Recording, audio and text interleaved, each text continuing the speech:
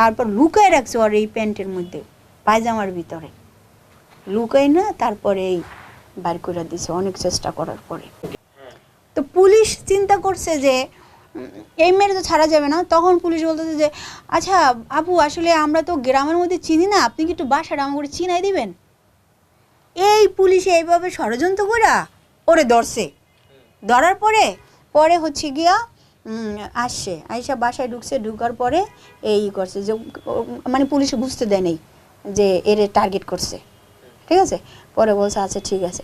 এখন যখন নাকি সাকিবরে মেডিকেলে নিল, ডাক্তার দেখাইলো, তখন বলছে যে আর অর্ধেক কই, অর্ধেক তো নাই। এই তখন গিয়া শিখারে চাপ দিছে। পরে শিখা বলতেছে যে না, অর্ধেক নাই, আমি ফালাই দিছি, আমি কাটছি কিন্তু আমি ফালাই দিছি, ঠিক আছে।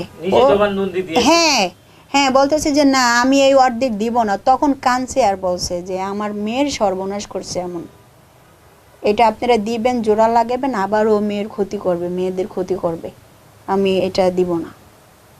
পরে 1 ঘন্টা পুলিশে অনেক কষ্ট করে তারপর লুকায় রাখছে ওর এই প্যান্টের মধ্যে, পায়জামার ভিতরে লুকাই না, তারপরে এই বার করে দিছে অনেক চেষ্টা করার পরে। গ্রেফতার হয়েছেন তখন আসলে তার মা আমাকে বুইরা আঙ্গুল দেখাইছে যে আমার কিছুই করতে পারবি না, সে নাকি এই জন্যই ধরা দিয়েছে, তার 2 জন হাজবেন্ড আছে, তাকে নাকি ছাড়াবে।